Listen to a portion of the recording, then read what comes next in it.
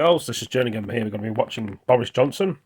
As you see this video now, it'll be on a premium video later, and it will be live to watch on premium, even though I'm technically there and not there, but the messages will be there, and you'll see me talking about this, and I'll be watching the video again, even though I'm in the video, talking about what's going on. Boris Johnson Ukraine will the win war against Russia be free? Yes, it should do, or it could get worse. They could conquer more places like Poland or, I don't know, other places. But anyway, let's play the video and see what you think, guys, girls, ladies and gentlemen. And thank you, Jeremy. It is a big honour for me to address you at this crucial moment in history. And I salute the courage with which you are meeting today, the way you have continued to meet in spite of the barbaric onslaught on your freedoms. Day after day, missiles and bombs continue to rain on the innocent people of Ukraine. And in the south and the east of your wonderful country, Putin continues with his grotesque and illegal campaign to take and hold Ukrainian soil. And his soldiers no longer have the excuse of not knowing what they are doing. They are committing war crimes. To the stream. And their atrocities emerge wherever they are forced to retreat, as we've seen at Bucha, at Irpin, at Hostomel, and many other places. And we in the UK will do whatever we can to hold them to account for these war crimes. And in this moment of uncertainty, of continuing fear and doubt about the future, I have one message for you today. Ukraine will win. And I'll tell you why I believe you will succeed, dear members of the Rada. When they came to me last year and they said that there was now overwhelming evidence that Putin was planning an invasion, and we could see his battalion tactical groups, well over 100 of them, gathering on the border, I remember a sense of horror, but also of puzzlement, because I'd been to Kiev on previous visits, and I think I'd met some of you, and I'd stood in the Maidan, and I'd seen the tributes to those who had given their lives to protect Ukraine against Russian aggression. And I've wandered the lovely streets of your capital, and I've seen enough about Ukrainian freedom to know that the Kremlin was making a fundamental miscalculation, a terrible mistake. And I told everybody I knew, anybody who would listen, that Ukraine would fight and Ukraine would be right. And yet there were some who believed the Kremlin propaganda, that Russian armor would be like an irresistible force going like a knife through butter and Kiev would fall in days. Do you remember they said that? And people rang Volodymyr and they offered him safe passage out of the country. And he said, no thanks. And they said that this Rada of yours would have to be reformed outside Ukraine, maybe even in Poland or in London, perhaps. And I refused to believe it. And today you have proved them completely wrong. Every one of those military experts who said that Ukraine would fall. And your farmers kidnapped Russian tanks with their tractors. Your pensioners stood up in the road and told Russian soldiers to hop it, as we say. Well, they may have used more colourful language than that. It's not Lord of the Rings. And even in the parts of Boris Johnson Ukraine thinks it's in Lord of the Rings, Hobbit. that were Hobbit. temporarily captured, I mean, Harry Potter or Game of Thrones.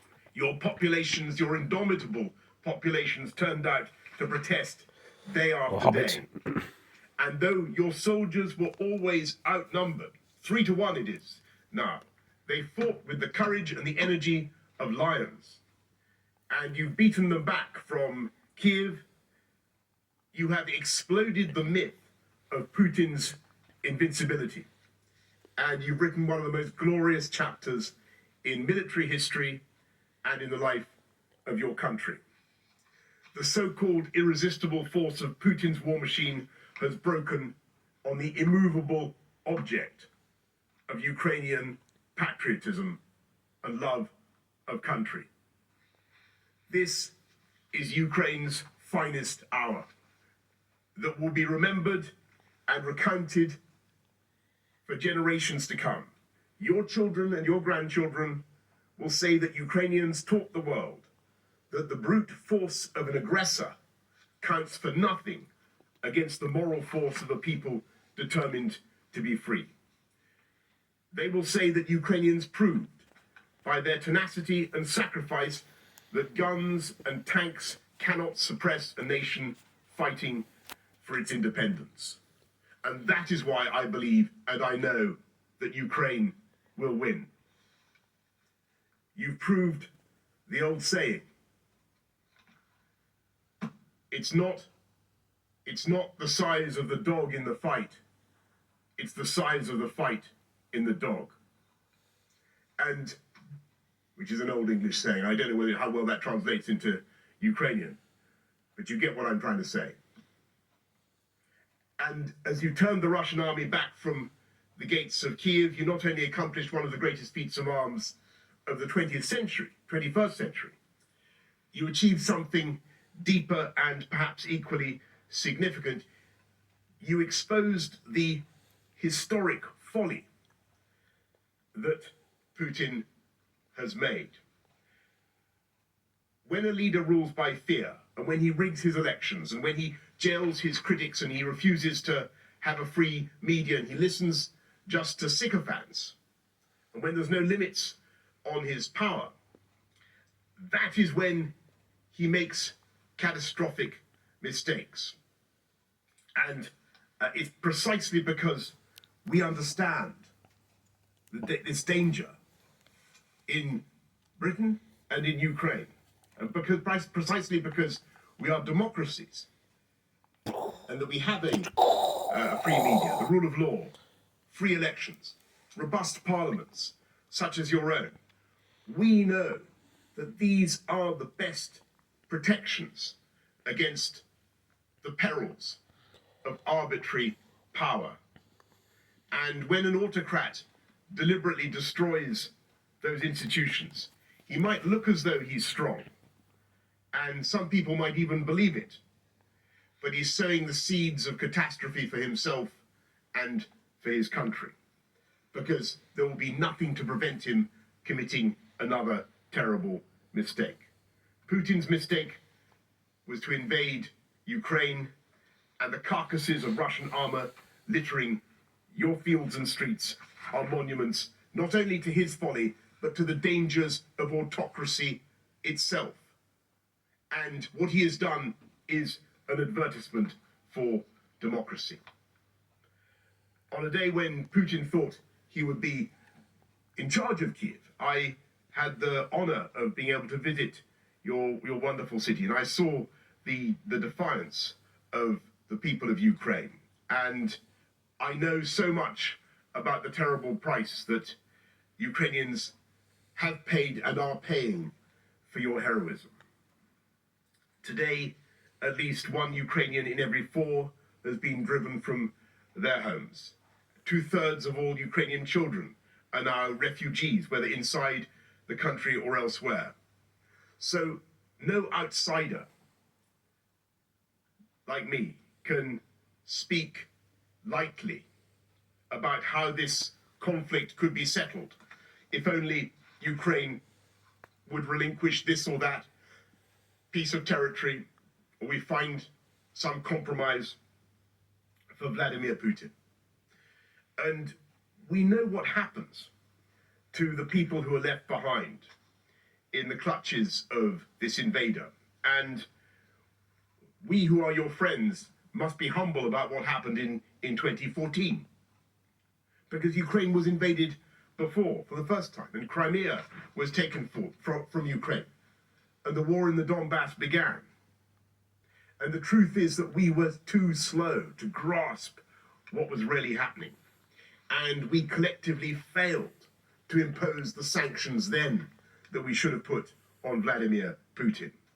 And we cannot make the same mistake again.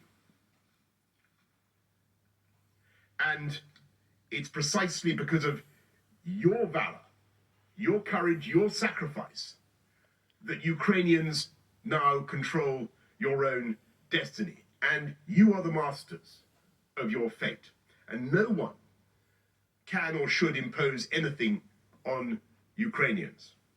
And all I will say is that we in the UK will be guided by you, and we are proud to be your friends. And I'm proud that our ambassador, Melinda Simmons, is back in Kyiv. I know you know Melinda, to reopen our embassy.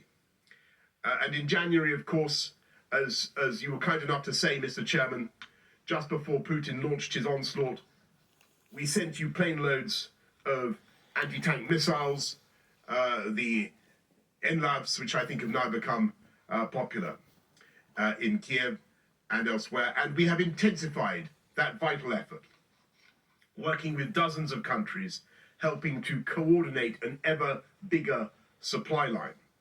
And we're sending many thousands of weapons of every kind, including tanks now and armoured vehicles. In the coming weeks, we in the UK will be sending you Brimstone anti-ship missiles and Stormer anti-aircraft systems. And we're providing armoured vehicles to evacuate civilians from areas under attack and protect officials, as what Volodymyr mentioned to me in our most recent call, protect officials while they maintain critical infrastructure. I can announce today from the UK government a new package of support totaling £300 million, including radars to pinpoint the artillery bombarding your cities, heavy lift drones to supply your forces, and thousands of night vision devices. We will carry on supplying Ukraine alongside your other friends with weapons, with funding, and humanitarian aid until we have achieved our long-term goal, which must be so to fortify Ukraine that no one will ever dare attack you again.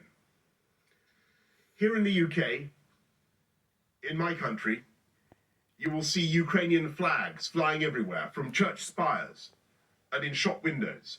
You see Ukrainian ribbons on the lapels of people up and down the country. And there are many reasons why your country has evoked such astonishing sympathy in the British people. It's a conflict that has no moral ambiguities or grey areas. This is about the right of Ukrainians to protect themselves against Putin's violent and murderous aggression. It's about Ukraine's right to independence and national self-determination against Putin's deranged imperialist revanchism. It's about Ukrainian democracy against Putin's tyranny. It's about freedom versus oppression. It's about right versus wrong. It's about good versus evil. And that is why Ukraine must win. And when we look at the heroism of the Ukrainian people and the bravery of your leader, Volodymyr Zelensky, we know that Ukraine will win. And we in the UK will do everything we can to restore a free, sovereign, and independent Ukraine. Thank you all. If you want to watch more of this, you can go on to here. Today, and Slava Ukraini. Right, anyway, guys and girls and ladies and gentlemen, thank you for joining me. Hope you all enjoyed that. Give it a like, give it a comment, and share it with your friends. And I will see you in the next video. Thank you for joining me. Peace. Peace. I didn't say please, I said peace. Next one.